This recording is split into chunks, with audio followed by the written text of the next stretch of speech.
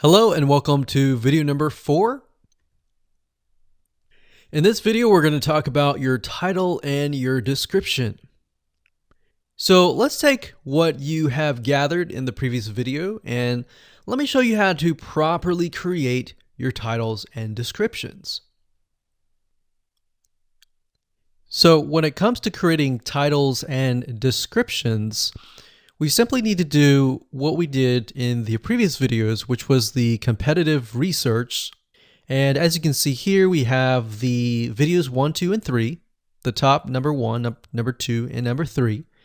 And of course, we have the main keywords. So we have this main keyword here. So that's definitely going to be in the title. And then of course, if you noticed, the target audience was beginners. So essentially what you're noticing here is that people are calling out the audience, and then of course they have the keyword in the title itself. And then of course you want to make sure that title, main keyword, and target audience is also going to be in your description. Now what I like to do is I like to go look at magazines in that niche. It doesn't necessarily have to be exactly, in this case, Instant Pot, but it needs to be somewhat of that genre. Now, one thing that I noticed was when we took a look at the Instant Pot chicken, you could write out something like top 6 easiest things. So instead of things, you could say chicken recipes or pot roast recipes to cook in your Instant Pot. Or you could say something like Instant Pot chicken dash top 6 easy recipes, or you could use a number. People like numbers, especially knowing that somebody gets an Instant Pot for the sake of saving time. You could say top 6 easy chicken recipes that take less than 30 minutes. Now obviously that's a little bit long, so let's head on over to Google here. So like I said, I like to use magazines. Magazines do a great job in creating titles. So as you can see here, I typed in Instant Pot magazine, and to the right, you'll notice that there's Instant Pot all-time recipes. So let's just go ahead and open that in a brand new window, like so. So it looks like we have to pay, but let's just go ahead and click the free sample.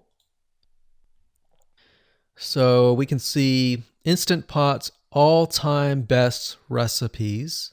So you could do something like all-time best chicken recipes, or Instant Pot dash all-time best chicken recipes, or all-time best chicken Instant Pot recipes. So obviously here we're not going to copy word for word because that's plagiarism, but we're going to use something different. We're going to tweak it around. What we're looking here is for headlines. So let's go back here. So it says everyday Instant Pot, 115 delicious, family friendly pressure cooker. So we can say everyday Instant Pot, colon, 6 delicious family pressure cook recipes. So everyday Instant Pot chicken, as long as the word Instant Pot chicken is in there. So we got 66 Instant Pot recipes that put your pressure cooker to work.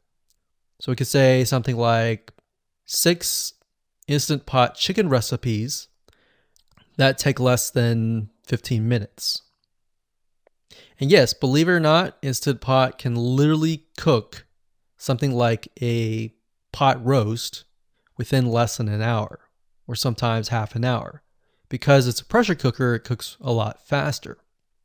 So that's what I like to do, is I like to take a look at magazines. So it doesn't necessarily have to be Instant Pot in this example. It can be another food magazine.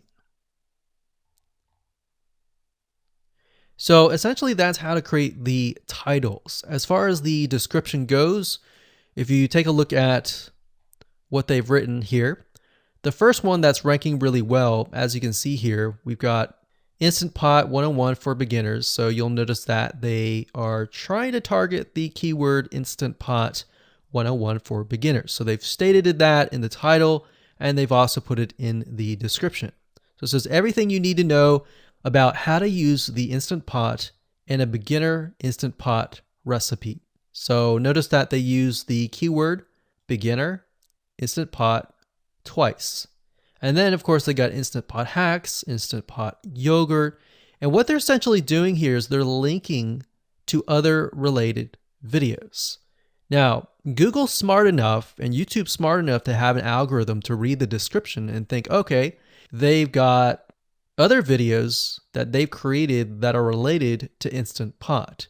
This video must be good, or this channel must have a lot of relevant information. So we're going to rank it a little bit higher because it's going to give people what they want to see. So now we look down here, it says Instant Pot Chicken. So this is the lady who is ranking really high on Instant Pot, but also Instant Pot Chicken. So it says cook with me as I try a new recipe with my Instant Pot. So we can see the keyword Instant Pot here.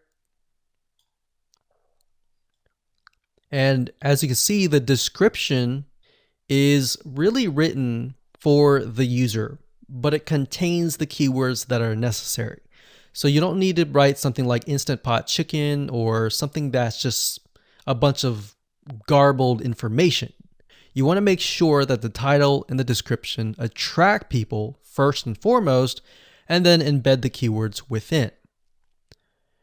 So the third one, we've got top 6 easiest things to cook in your Instant Pot, perfect for beginners. So it says, today I'm sharing with you the 6 easiest things to cook in your Instant Pot. So you can see here, the title is here, but the title is also in the description. It says, now these are perfect if you are just starting out or even had the Instant Pot for a while. So you can see the keywords that are embedded, but it's really written for the user. And that's the way it should be, because the title and the description will actually show up in the YouTube search engine, as you can see here. So we've got the title, we've got the description. So we want to make sure that the first sentence in your description is catchy as well. Hello and welcome to video number 5. Let's talk about video file optimization. Did you know that all files contain data that tells YouTube what your video could be about? Let me show you. Okay, so the way that YouTube gets an idea of what your video is about is by transcribing it. And for the most part, it can usually figure out what your video is all about if you have voice and speaking in it. Now, you can go one step further by adding what we call video file metadata. It's very similar to a website metadata. So for example, if you right click on any website and you click on View Page Source, up at the top, you're going to see a lot of what we call metadata. So right here, we can see the name, the title, the description, and all that information. So what that does is it tells Google essentially what your website is all about. So very, very similar in this case of what we're doing here. So what we're doing here is we are taking the video file that you have created and embedding it with more information. So besides the title and description, YouTube will be able to read the metadata inside of your video. So it'll make a little bit more sense when I show it to you. Now, it's really hard to find software out there that allows you to embed metadata, except for a few. So one of them is called Video Converter by Wondershare, and that is videoconverter.wondershare.com. That's videoconverter.wondershare.com. So if you go here and you go ahead and download up at the top, you will be able to embed metadata. In fact, we're going to be using that for this particular video. Now, there are other software out there like the Adobe Bridge software, which allows you to embed the metadata into your video. Now, the reason why I'm using Wondershare is because I feel like it's a lot easier to use. So if you go ahead and download this, we're going to open this here. And what I did was I clicked Add Files, and I chose the file. Now, there's a lot of things that you can change about the video, but what we're particularly interested in is this eye icon right here. So click this eye icon, or letter I here, and you're going to see that it says name, language, episode name, actors, directors, screenwriter, tagline, and description, and comments. So what I recommend is you try to complete this as much as you can. So episode name, actors, so that would be whoever is in the video, the director, the screenwriter, which could be you, and then the tagline. What I would do is the tagline be your title, and then the description be your description. So whatever you're going to upload to YouTube, put this as a title and put this as a description. And then for comments, I would put something like keywords. And all you have to do is click save, convert it, and done. That's the reason why we're using Video Converter, because it's just so much easier. With Adobe Bridge, it's easy too, but there's a lot of more options and very easy to get confused. So once you're done with that, you save the video, your video has the metadata inside of it, and all you have to do is simply upload it to YouTube, and that's it. Hello and welcome back. This is video number 6. Let's talk about your thumbnail and why that is important. You see, since our goal is to get more clicks or more views to your YouTube video, we have to rely on attracting viewers. So if you think about it, the thumbnail is the first thing people see as they are scanning to find what interests them the most. So in other words, if you think about it, if you go to youtube.com and you type in a keyword, you're going to see all the results with thumbnails, the titles, the descriptions, and all of that.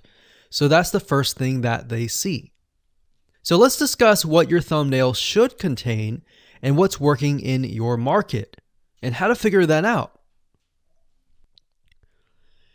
So when it comes to having a thumbnail, you want to make sure that it is eye-catching, meaning it shows somebody what they want. So if Instant Pot Chicken is your main keyword, you want to make sure that your thumbnail has something in it that entices them. So it's good to have the keyword or the title in it. So you can see right now the way YouTube works is they have an initial title or an initial thumbnail, and then after that you can see motion. So if I put my mouse over it, you can actually see part of the video, which makes it a lot more engaging.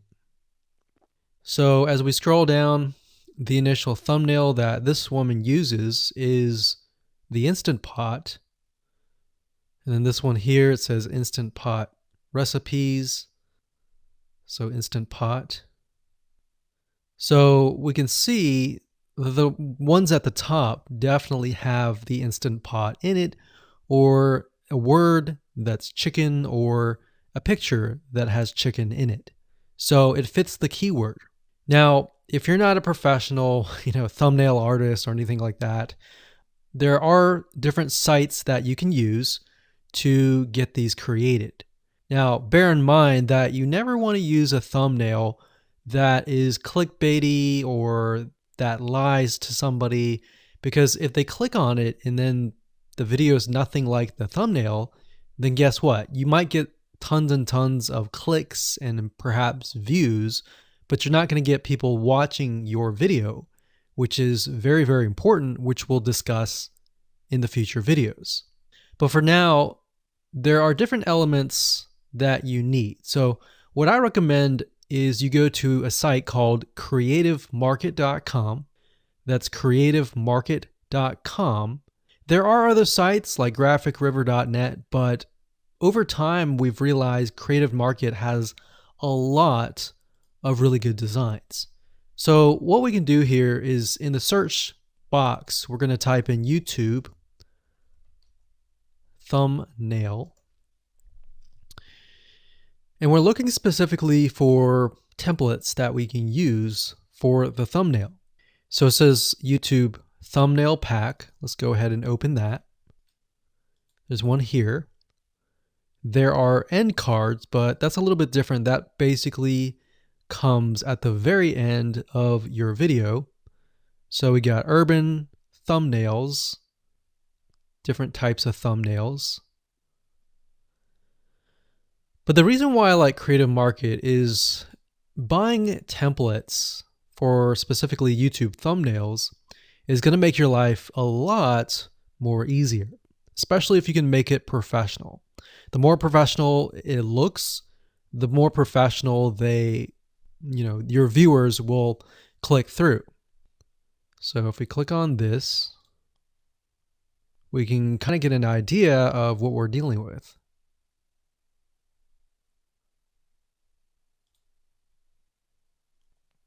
And here's more thumbnails here as well. Now, over time, we've realized with YouTube thumbnails, more and more designs are becoming minimalistic, meaning it's not too fancy, but it's got just enough information to tell the person what it is all about. So it could have text, it could have pictures, but you really need to know what your YouTube video is about before you can create your thumbnail. In fact, I recommend that you create your YouTube video first and then you create your thumbnail so that you can make sure that you attract the right person. Now, what we found a little bit of a technique is to create a thumbnail that is related to essentially the end, meaning if you're creating an Instant Pot chicken recipe, you might want to show the chicken already cooked. So essentially what people get if they click through. So that way people think, oh, okay, this looks really nice. I'm going to click through. And they're more likely to actually watch all the way through to the end. And that's what we want. We want people not to just click through, but to watch all the way till the end. And that's actually going to help us with the ranking. Hello and welcome to video number 7. Let's talk about video length in more depth. So the big question is, how long should your video be? While yes, most folks have said that your video should be short due to attention span, and that's something that we've talked about in the past, and that definitely worked in the past, and that still is true that people's attention span are short.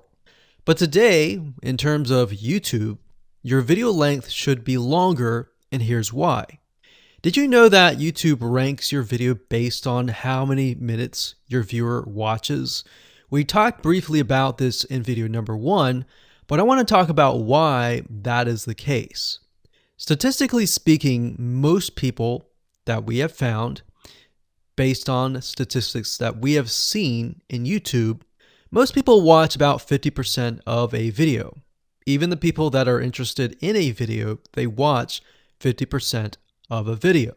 So if that, in this case, is a 5-minute video, an average viewer is only going to watch about 2.5 minutes. Now, here's why that is important. If you're competing against someone who has a 30-minute video and their viewers watch 15 minutes, which is about 50%, well, guess what?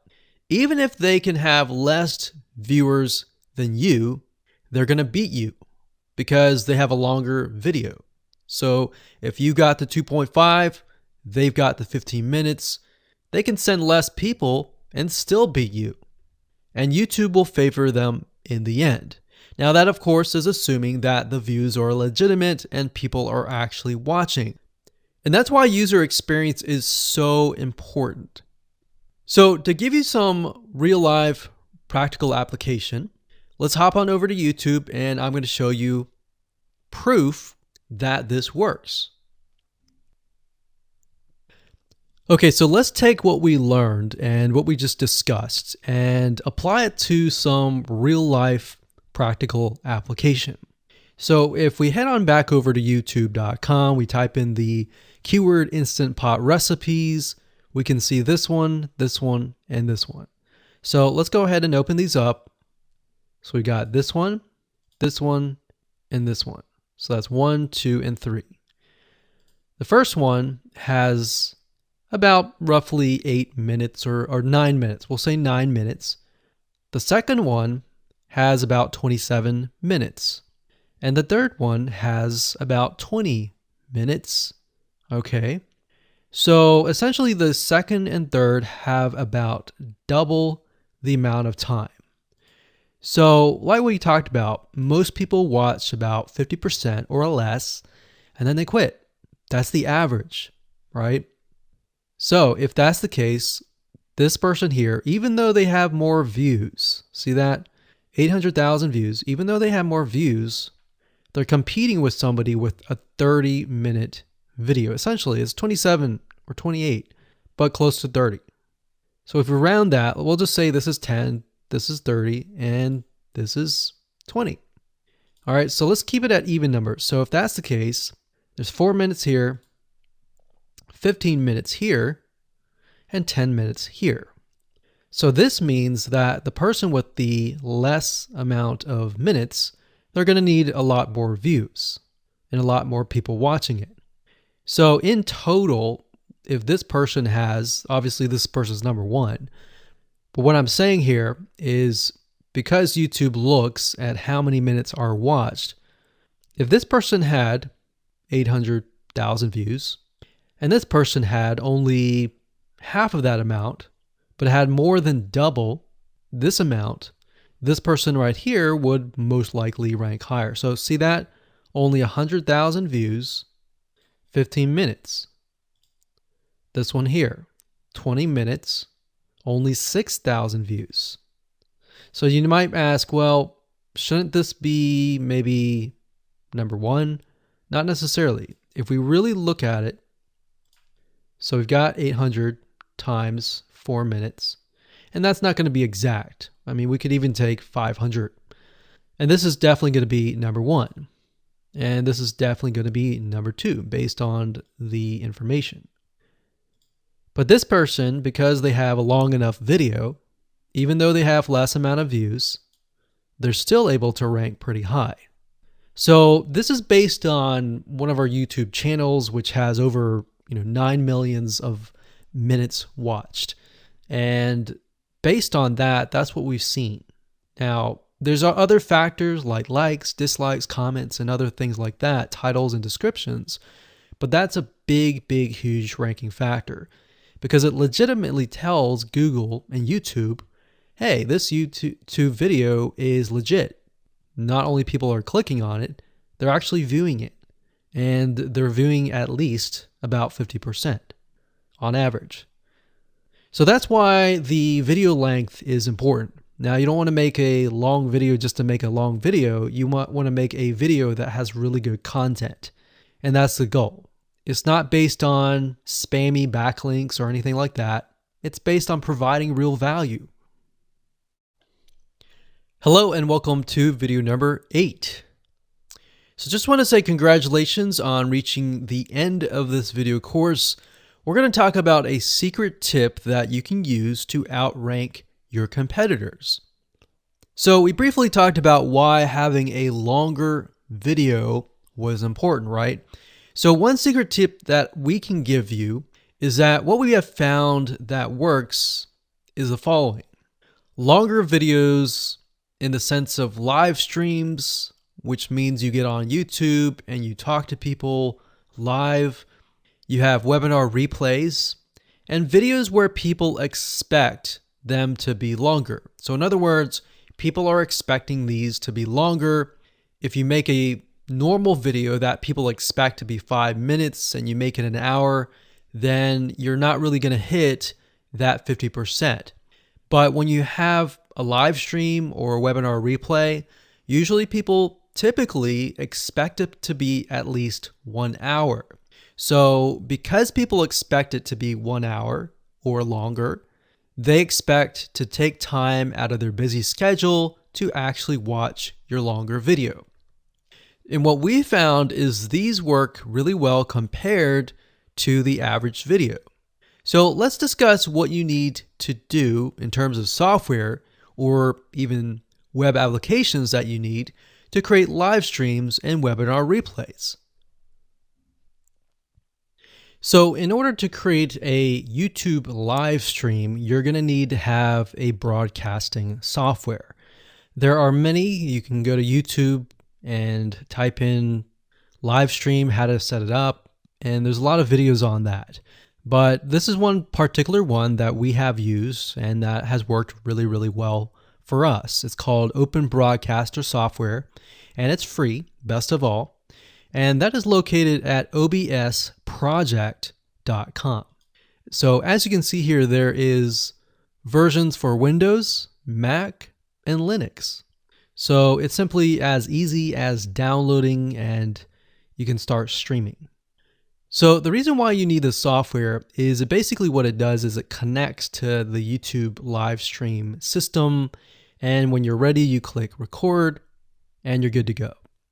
Now, I'm not going to go in depth on how to use this product just simply because there are so many different options and so many different ways of using it. Now, like I said, the tip is when outranking your competitors to have longer views. This is good for kind of a face-to-face talking head type long video.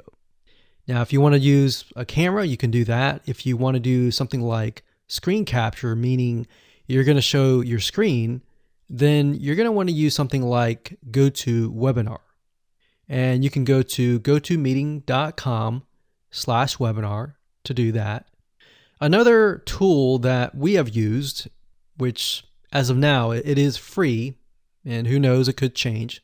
So GoToWebinar does cost money, but it's a nice way to kind of engage with people.